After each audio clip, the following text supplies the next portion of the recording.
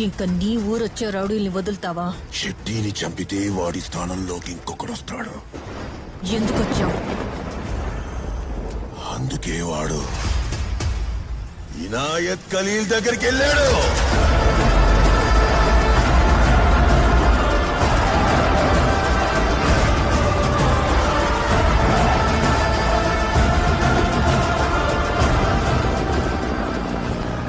जनाब, रॉकी को आपके पास लेके आ रहे हैं.